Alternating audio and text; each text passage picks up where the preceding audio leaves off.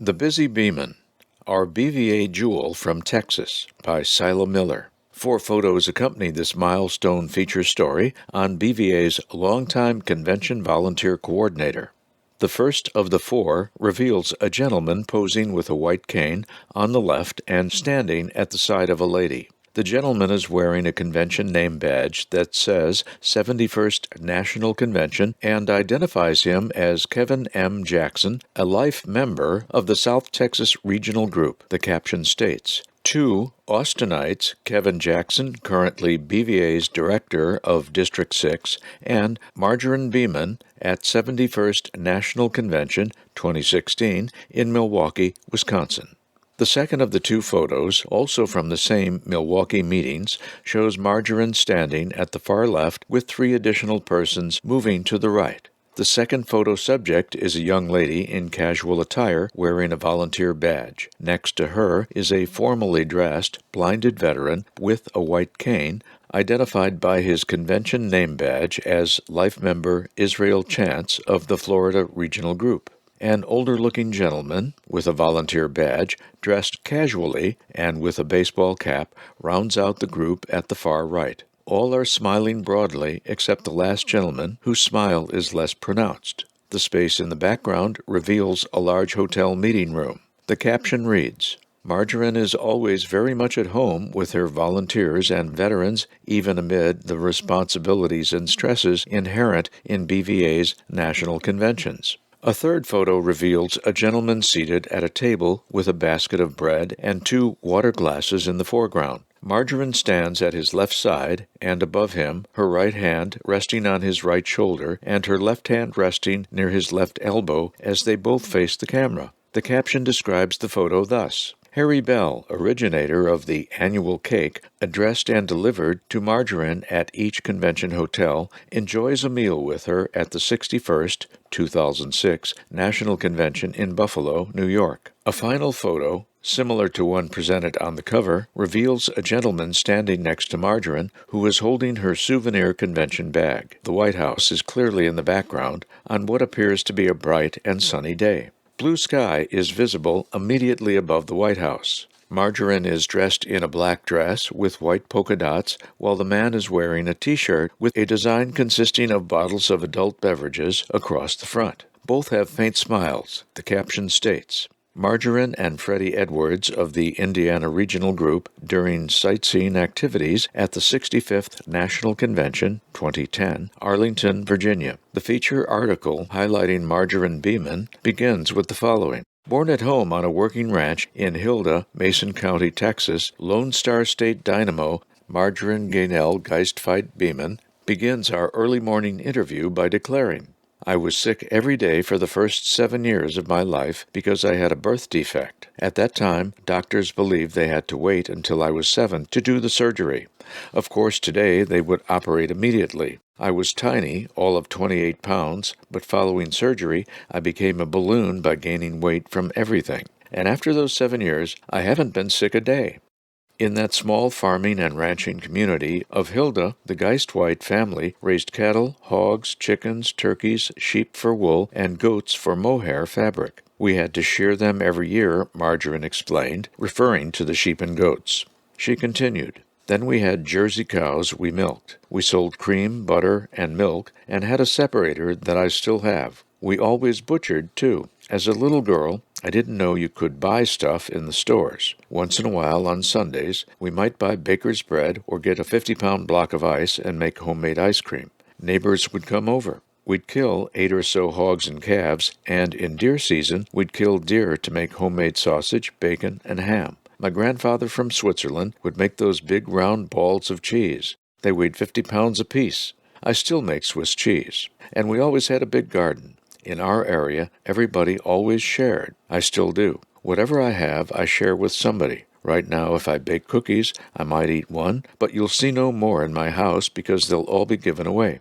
I don't need any more than one. I've always liked to bake. I still bake strawberry nut bread and give to auctions. In fact, I baked 24 loaves this last year that were donated to auctions. Most benefited the blind or visually impaired. I bake snickerdoodle cookies, cream puffs, and jelly rolls with my homemade grape or plum jelly. We worked in the fields, and the first thing I learned was to drive a tractor. You never missed school, because if you did, you had to work in the field. So I always had a perfect attendance.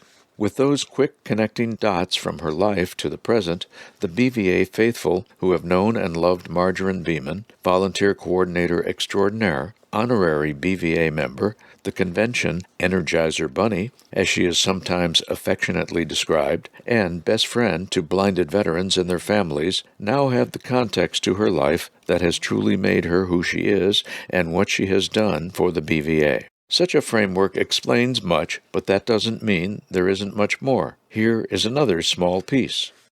I live in a house that's more than 100 years old, and I'm busy restoring it. I've redone the floors, painted, and replaced windows, and I'm still not finished. I enjoy doing everything. That's the problem. I drive people crazy because I've always got 6 or 7 things going. I've got some bulldozing work going on, and I've got some old farm equipment I'm giving to a pioneer farm for a display. You want to come and help me? Following her high school graduation, Margarine began attending Texas Lutheran College in Seguin, one of the oldest towns in Texas. Lacking funding to complete her studies at that time as an accounting major, she had to drop out to go to work, but later obtained her diploma and taught night classes at Conley's College of Cosmetology. She established the first financial aid office for Conley's in the 1960s as Pell Grants became a reality for students to go to college. In addition, she consulted for 6 business colleges in Texas and did audits of financial aid accounts in other states. Following her graduation, Margarine found her way to Austin, the only place her parents would allow her to go because she had an aunt who lived nearby. It was hard to get a job when the only experience you really had was in the fields, Margarine said of the time. You could have a good work ethic, but experience was still really important. Eventually, she was offered a job at the historic Driscoll Hotel for a starting monthly salary of $175. The offer was subsequently reduced to $165. To me, that was hardly anything, even back then, because my rent was $100 a month, but I thought, I really need a job, and all I know how to do is drive a tractor.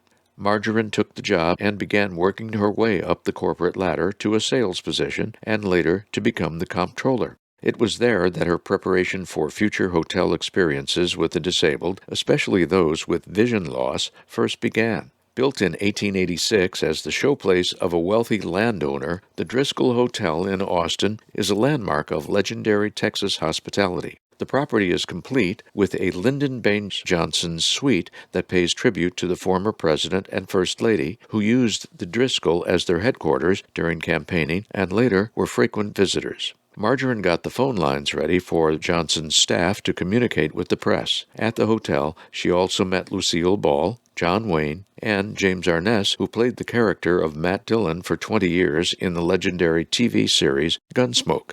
Changing gears in Margarine's style, she again revealed her work ethic. I had 5 jobs at one time. I don't really know why, but I've always liked to be busy. There was a travel agency bond in the hotel, and they needed someone to help with foreign currency translation for proper recording and billing. So I did that job for them. Then there was an attorney who needed someone on Saturdays, so I worked for him. Then there was Bond Television Sales and Service. I kept their books for about 10 years at night. Then I worked at Conley's College of Cosmetology and sewed for other people making bridesmaid dresses. So I was busy. That was all while I was working at the Driscoll. I eventually changed from doing all those jobs and started doing volunteer work. Margarine met her husband, Robert Bob Beaman, while, easy to guess, she was working. A friend who owned a motel was very ill, and in Margarine's "I've got to do something about this" way, she was helping out on weekends. The motel had a little restaurant on site, and Bob, also a friend of the owner, frequently ate there. One day while she was dining, they began talking, and the rest is history. Margarine summarizes that history. I've got 2 sons, Ron and Richard, 3 foster kids, 11 grandkids, and 24 great-grandkids. So I stay pretty busy everywhere. Bob began his 23-year military career in the Navy and retired as a master sergeant from the Air Force. He served in both Korea and Vietnam. In August 1955, he was responsible for taking the SS Lexington ship out of mothballs from World War II and putting it back into service. Sadly, Bob passed away in 2013. We would have been married 50 years this year, she said. Following his retirement, Bob and Margarine started a scrap metal business that Margarine managed until just a few years back. Ever the helper, Margarine still puts her seamstress skills to good use, teaching quilting and making quilts for others. Before the pandemic, we made 18 quilts for homeless veterans who got housing. So this past year on Veterans Day, 4 of my students came and we donated those quilts. It was a real tearjerker between seeing my students for the first time since the pandemic and working together for those veterans. Right now, I don't have room to walk around my house because I have quilts laying in different places to see how they look spread out. Margarine's involvement with the blind community began in December 1979 while eavesdropping on a conversation at the Austin airport between a blind man around 40 years old and a sighted young man asking how long he had been blind. The blind man responded, 7 years. He went on to say that the first year he had lost his job, the second year he lost his family through divorce, and the 7th year he went to the Chris Cole Rehabilitation Center in Austin to learn Braille and independent living skills such as cooking and sewing. This was his first trip home in a year. The sighted man asked him as he was getting on the plane if he would have a job when he got home. The blind man replied that he did not know what was in store for him. I knew I had to do something for this guy, Margarine emphatically stated. She continued, the Commission for the Blind thought I was crazy for wanting to create independence and accessibility for the blind. This made me go around the commission, and I got in touch with Frankie Sawyer, who taught Braille at the School for the Blind. I asked her what she thought of a Braille mall directory. This got her so excited because she always wanted one, and, together, we marched off to the mall. That first visit to the mall taught me a lot about airflow, noise levels, etc. Then came tedious negotiations with reluctant managers who voiced fear of a bunch of blind people coming to shop, and the associated liability. The hesitation was no match as Margarine summarily informed the mall management that blind people already shopped there every day. She was soon successful in convincing them to partner with her. Thus, the Braille Shopping Mall Directory became a reality. In July 1980, we did Braille instructions for the first mall directory in the world, and the news coverage was awesome, with many great articles and media events, she recalled. By October 1980, the first Braille on an automatic teller machine was unveiled, which created worldwide attention, originating with the American Bankers Association. The all-volunteer group eventually created Braille for thousands of ATMs in about 15 different languages. Remembering a major media event related to the volunteer Brailling, Margarine said that although the day of the event was rainy and otherwise nasty, it was another turning point in a life marked by results. I stopped to pick up a blind friend and her guide dog before heading over. Betty had this huge German Shepherd, and he was soaked. I asked her where the dog would sit, and she said, "Oh, on the floor in front." After getting in my car, that dog shook himself off all over me before lying down at her feet. I said, "Oh my goodness, if the media isn't there, it's all over. I've gone through all this, so they'd better be there." Be there they were, and in 1982, Margarine's group of volunteers was recognized with a prestigious National Community Improvement Award that had 9,000 other entries. The accomplishment lent awareness to the work, and the Braille projects took off, expanding to trail information and the marking of elevators, hotel rooms, and vending machines. Eagle Scout projects also emerged. We did something in almost every state and many countries, including Canada, Japan, and Malaysia, she said. We also make signs with large-sized numbers for people with low vision, starting out with 6-inch numbers, then going to 8, and now we're using 10-inch numbers. Margarine muses further on her experience with Braille. In the beginning, Frankie did the Braille. Then I learned Braille through the Library of Congress. I've taught classes in Braille and converted into Braille some books and other material for churches and bank statements for banks. We started out with a Braille writer, and now I'm on my 3rd Braille embosser, I think. In 1981, I attended the American Council of the Blind, ACB, of Texas convention and noticed that the exit door had an alarm, which went off several times that day. When the newspaper reporter came to cover the convention and asked me how it was going, I mentioned that if those people who made the alarms would make them accessible, it would solve this problem. Well, someone from the company read this in the paper and called me to come to their factory, and from then on, they have raised and brailled signage on those alarms. I first got involved with ACB in 1982 when we did the accessibility for the National Convention. We put on Braille elevator numbers, Braille on vending machines, guest room doors, restroom signage, restaurant menus, etc. Now I proofread new signage for hotels hosting ACB conventions. If it has 30 floors, I walk every floor and every stairwell. I did that for many years for ACB until 2020. Did you know that we find that about 10% of Braille signs are incorrect? In the late 1980s, BVA National Treasurer Carl Foley of the Ohio, Kentucky, Indiana, OKI, regional group, and a member of ACB told the BVA National Board of Directors, "We need this lady." So, in 1990, Margarine began her 31 years of service to blinded veterans at the BVA 45th National Convention at the Kennedy Plaza Hotel in Providence, Rhode Island.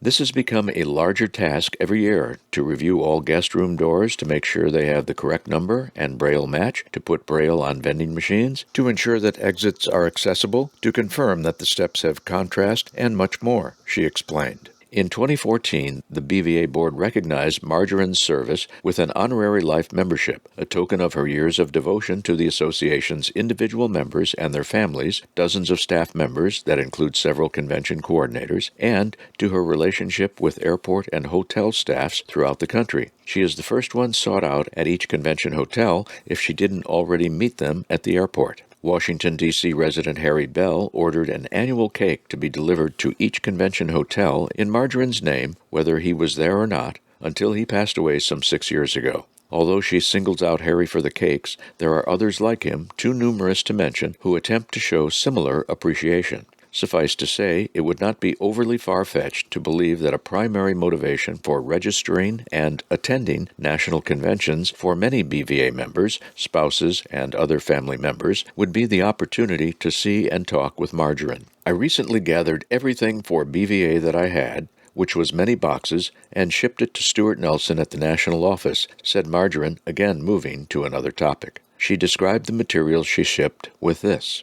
A lot of the people there now don't know who these people in the pictures are and what they contributed or what they did in the service. So this will give them an opportunity to look at that history. I take pictures at every convention, so I have lots. One of the guys always brings a little bitty dog on a leash. He only has light perception, I think. He got engaged to one of the blinded veterans at the 2019 convention, and I captured the moment with a picture. I just found it, and I'm getting ready to send it to Stuart. And I'm still looking for more BVA history as I go through things. Margarine has won many local, state, national, and international awards for her work with the blind and visually impaired. She has raised something approximating $1 million through her work with different organizations. She received the Miguel Medal, considered the highest honor in the blindness field, from the American Foundation for the Blind in 1992. Established in 1937, the award honors those whose dedication and achievements have significantly improved the lives of people with vision loss. She is in good company with past award recipients such as Helen Keller, Ray Kurzweil, and former Senator Tom Harkin. For several years, Margarine helped with the International Blind Sports Program that eventually sanctioned the blind to be at the Paralympics. The topic again shifted to the many hats she wears in the world of volunteerism. Yep, last year, when they were placing campaign signs in yards, the sign they placed in mine said over 2,000 volunteer hours. I volunteer with the President Johnson Library and Texas State History Museums, the Rotary Club, and with blind visually impaired veterans and the American Council of the Blind. I serve on the board of a charter school, and I'm treasurer for 3 organizations, so I'm busy. Still another of her accomplishments was the establishment of a role model fair that began at a low-income school and soon blossomed to 10 other schools. The initiative has been going strong for some 21 years. Margarine described its progress. Every day, you'd hear how bad school was. It wasn't bad, it's just that nobody gave them a chance. It was very low income. So I said, I got to do something about that. I brought in 60 to 75 people. We had firefighters, police officers, the Mounted Horse Guard, the Coast Guard, 18-wheel truckers, the mayor, presidents of companies, and even some from the governor's office. And, of course, we had media coverage. The students got to meet the role models and ask questions. Mentors were also involved. We brought in an afternoon snack program and started a GED class at the community college free for the parents. That was when computers were really getting started, so IBM came out and taught the parents about computers. That school became the highest recognized school in the community. Since its inception, the Role Model Fair has benefited more than 10,000 students. Recognizing that success, a bank manager approached Margarine with an idea he'd been trying to make a reality for more than 5 years: a mini-tropolis, a virtual city in a school to teach management. With her contacts, Margarine made quick work of this. They had a grocery store, a bank, a television station, all kinds of things. The kids learned how to do everything. They'd get bonus points, and on Friday, they had the store open. They could shop, write a check, or save their money. Barely stopping for breath, she continued. Last year, the Austin Police Operation Santa decided we couldn't give toys because of the pandemic, but should give gift cards. So, between September and December, we had to raise $800,000. We raised it. We got the last one on December 23rd, and 20,000 children received a $25 gift card, while 10,000 families received gift cards for food. Most of that money was raised totally by volunteers. When you have a board or a committee of any kind, you have about 10% who work and 90% who watch. On the first day they were allowing people to pick up cards, the media was there, and someone asked how much more we needed to raise. I said that we needed $50,000. Well, the Moody Foundation must have heard, because they called and said, "We heard you need about $50,000 and we'll donate." Of course, many others made sizable donations, but that was the final one needed. Margarine stopped to lament at one of the things that actually causes her some stress and frustration, if that is possible. Until now, it seemed that nothing could. This Zoom is killing me. Where, before, you had a meeting on a certain day of the month, with Zoom, people feel like we can meet every day. I just can't be everywhere at the same time. More believable, based on everything else that describes her, is how she copes with that frustration. You know how I get rid of my stress? In the summer and spring, I mow my lawn or cut wood, and in the autumn I rake leaves. I raked more than 100 bags of leaves in the fall. Yep, I have 2 chainsaws, a pruning saw, and loppers. I've been clearing brush from around my trees, and I raise a garden. It's never ending. Stopping for a second, she implored, "I want to know, how do people stay uninvolved and have a content day? People who just sit there and watch TV, I don't know how they do it. I'd shoot my TV." No stranger to some hard times, Margarine related losing almost everything to a tornado. They're just material things, so now material possessions don't hold much value for me anymore. But if you never had that experience, you don't know. Margarine divides her time between Mason and Austin, 120 miles apart. When I'm at the ranch, I don't have cell phone service, TV, or internet. It's out in the middle of nowhere. The closest town from where I live is 30 miles. We have longhorns and other breeds of cattle, and we have coyotes, mountain lions, bobcats, feral hogs, and rattlesnakes. You have to be a sharpshooter, or you don't live out here. When people see you in the city, they don't realize that you're a different person. You play a different role when you're in the country. The country and city are just like night and day. You ask kids, "Where does milk come from?" They'll say, "The store." Margarine welcomes children to the ranch in hopes of teaching them about animals, nature, and hard, honest work. She helps them paint, water plants, and anything else that constitutes productive work. Plugging in a few final, previously unmentioned facts and analyses, she concluded, "One thing in life leads to another, and then to another. I played trumpet and French horn in high school, and in a dance band after moving to Austin. I've never been retired. I closed the scrap metal business about 5 years back because the kids didn't want to do it with me anymore, but I still have my accounting and consulting business. If it can be done, we can do it. There's always some way you can figure out how to get it done. You just be the best that you can." In the writing of this article, Texas was experiencing one of the worst storms in 30 years. I couldn't resist including this message from Margarine during that time because it so embodies her rise above, can-do attitude. Hi. The weather got worse with ice, and I never got the vaccine. I'm stranded with snow and ice in the hill country of Texas until next Tuesday. No TV or radio, but I hope to connect to someone's Wi-Fi. Oven even went out, and I had just given my wood stove away, but know how to build fire outside. Camping in the snow. With the cold, all wild animals come close to the house and growl. This gives me a chance to make a quilt. Take care in sunny Florida. Margarine. And then the following as we wrapped up our interview of well over an hour. This is your last chance. If you lose the tape or didn't record it, it's all over. I think and talk fast, and I even slowed down for you. She was joking with all of that, but perhaps not totally, and Bulletin readers can be sure that I most certainly double-checked to make sure that the trusty red light was still on. While many people hope and wish to make a mark on the world and help others, this BVA jewel and jewel of the hill country, this busy Beaman, doesn't just wish. She figures out the best way, then dives in with her contacts, talents, time, and heart. Her insatiable curiosity, intense interest in the people around her, sincere desire to help, and an amazing capacity to network all contribute to Marjorie's incredible life and offer the context for her involvement with BVA, ACB, and countless other fortunate organizations. When my friend Mike Taylor offered me the challenge of interviewing and spotlighting this jewel, he challenged me to keep the article to 500 words. Now, at 4,083 words, I've likely not even scratched the surface of the giving and caring and doing of Marjorie Beaman, but it's been nonetheless my true honor trying. Oh, but that this world had even just a few more like her. Sila Miller is an aspiring writer who hopes to someday complete her memoir. She is a lifelong advocate and a member of the Florida Council of the Blind. She works for the Florida Division of Blind Services as a conflict resolution and outreach consultant. Sila loves nothing better than unveiling the beautiful gifts of those about whom she is allowed to write.